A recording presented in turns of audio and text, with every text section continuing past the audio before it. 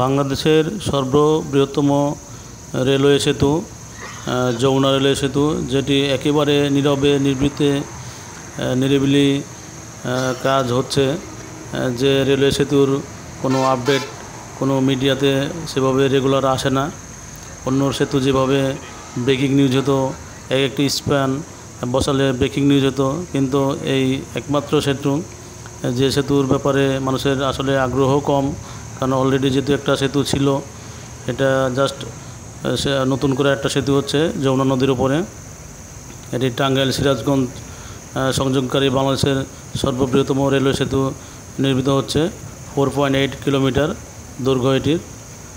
এটি 2016 সালে এই সেতুর কাজ শুরু হয়। 2023 সালের ডিসেম্বরে কাজ শেষ হওয়ার কথা ছিল। তখন এর বাজেট ছিল 9,734 কোটি টাকা, যেটি পরবর্তীতে আরও 2 বছর ইনক্রিজ করা হয় এবং এর খরচ দর হয় 16,781 কোটি টাকা। এর প্রায় 70% টাকা JICA, Japan international corporation agency, loan আকারে বাংলাদেশকে প্রোভাইড করছে। এবং 2025 সালের ডিসেম্বরের মধ্যে এই সেতু উদ্বোধন হওয়ার কথা আছে, যদি আবার নতুন করে মেয়াদ বৃদ্ধি না পায়। যারা উত্তরবঙ্গে চলাফেরা করছেন তারা অনেকেই জানেন যে যমুনা সেতুর উপরেই, যমুনা সেতুর সাইড দিয়ে একটি রেল সেতু আছে এবং এই রেল সেতু অনেক দিন ধরে চলতেছে এবং এই রেল সেতু দিয়ে দীর্ঘদিন ধরে উত্তরবঙ্গের সাথে ঢাকার রেল যোগাযোগ চালু আছে। কিন্তু যেহেতু এই সেতুটা, রেল সেতুটা মূল সেতুর সাইডে, যার কারণে এটা একটি রিক্সি হয়ে যায়। এজন্য সম্পূর্ণভাবে নতুনভাবে আরেকটি রেল সেতু করা হচ্ছে, একটু মূল সেতু থেকে দূরে এবং শুধুমাত্র রেল চলাচল করার জন্যই। ডাবল লাইনের সেতু এটি টাঙ্গাইল এবং সিরাজগঞ্জের মধ্যবর্তী যমুনা নদীর উপরে নির্মিত হচ্ছে। এই সেতু চালু হলে খুব, এখন যেমন যমুনা সেতুর উপর দিয়ে যখন ট্রেন যায় তখন অনেক আস্তে আস্তে চলাচল করে, সেখান দিয়ে যখন যাবে তখন এই গতিটা হয়তো কিছুটা বাড়বে। যেহেতু আগে থেকে একটি সেতু আসলে এবং এই সেতুর উপর দিয়ে উত্তরবঙ্গের মানুষজন চলাচল করে, যার কারণে নতুন সেতুর প্রতি মানুষের আসলে ওই আগ্রহ, আবেগ, উচ্ছ্বাস একেবারে নাই বললেই চলে। যেহেতু যখন কোনো নদীতে কোনো সেতু থাকে না, তখন নতুন একটি সেতু হলে যেভাবে ওই এলাকার দুই পাশের এলাকার মানুষজনের মধ্যে আবেগ কাজ করে, এই সেতুর ব্যাপারে আসলে মানুষের আবেগ একেবারে কম এবং মিডিয়ারও এই দিকে নজর কম। মিডিয়া সেভাবেও হাইলাইটস করে না কিংবা সেভাবে প্রচার করে না। তারপরেও কাজ হচ্ছে, নতুন একটি কাজ হচ্ছে, নতুন একেবারে একটা সেতু।